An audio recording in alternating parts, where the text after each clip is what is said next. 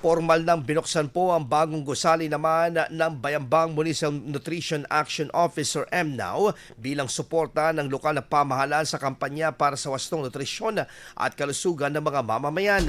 Dahil dito, ginawang mas accessible ang mga serbisyo at programa ng munisipyo para sa nutrisyon para sa mga residente mula sa malalayong barangay.